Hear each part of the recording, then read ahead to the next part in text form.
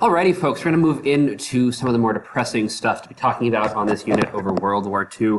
Some of the concentration camps. We're going to go over just two of them right here and talk about some of the stuff that has happened at these in order to remember exactly what was going on so that history does not repeat itself. It's important to remember the horrible things that have happened in the past so we can make sure these things never happen again.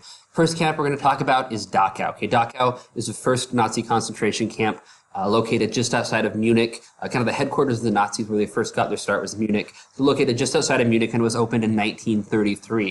Now 1933 is the exact same year the Nazis came to power. It's the year Hitler came to power as well. This is a work camp primarily for political prisoners. However, there were a number of people who were executed and killed at this camp, just like at all the other camps going on throughout Europe.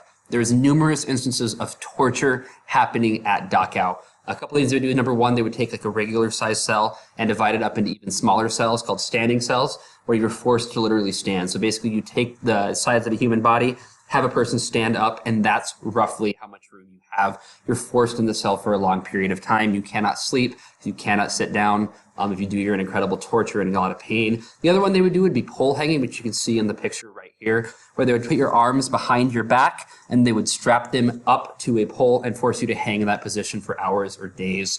As they would laugh at you, beat you, mock you, incredibly painful. Your shoulders could actually dislocate from their sockets, and it's very, very painful. The other thing to realize is at these camps, if you are injured to the point of you're not able to work, you're as good as dead. They will simply kill you because you're no longer useful to them. So this is a very traumatic thing to happen as well.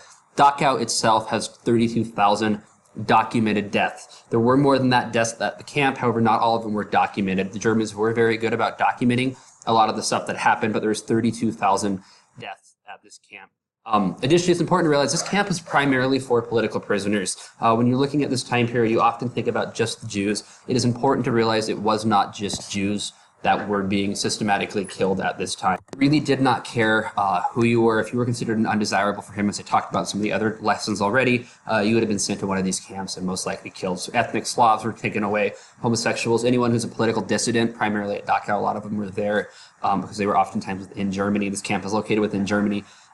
Anyone who's homosexual, anything like that. The Roma gypsies were sent here as well as the Jews. So it's a number of people who were killed at these camps. I'm going to show some pictures right up here, okay? The first couple I'm going to put up, these ones that I actually took when I was at Dachau, Arbeit macht frei, okay? Work will set you free is a picture I took right through there. This is going to go on the front gate of Dachau. When you would walk in, you would walk through this gate. This is also going to be inscribed at Auschwitz, okay? Auschwitz over in Poland, the prolific death camp, is also going to have that picture there.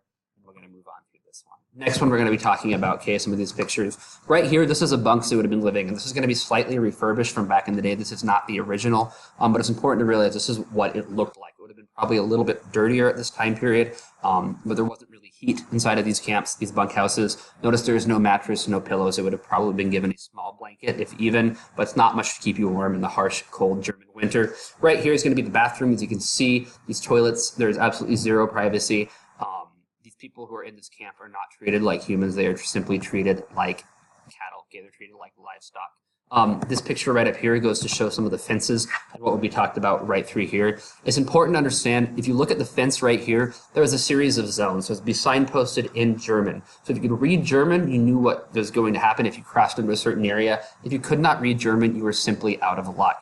So if you walk in, you can see where that line of people is walking right through there. If you walk on that gravel, you're okay. The moment you step on the grass, that's considered the kill zone. They will shoot to kill you if you cross into that. Afterwards, you're going to hit the ditch, okay? The ditch is there to slow you down as well. It would have been filled with water as well. Then you're going to reach the fence, or the kind of gravel incline, where you get the fence. There's also barbed wire right through there. And then you reach the fence that is both barbed wire and electric.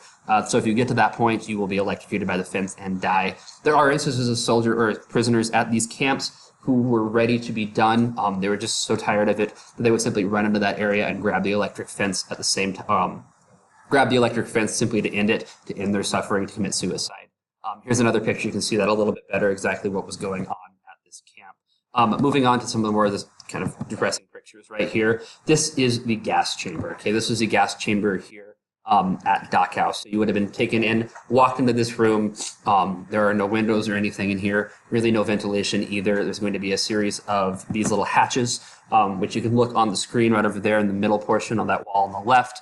You can see where this was at. So that's where they dropped the Zyklon B pellets. Down there, it's going to release that toxic gas, and it's going to kill you in a matter of minutes. It's a very short room made of concrete. The ceiling is probably about 6.5 feet tall. So it's going to fill that room with this toxic gas, and you're going to then simply suffocate and die. They're going to remove you then at that point. Once the gas is cleared, they would open up the vents, let all the gas out. They're going to remove you over here to the crematorium, where they'll place your body on this little stretcher, put you into the fire, and burn your corpse, and then dump your ashes in a pile outside. Very, very depressing, and it's really not a good thing to go.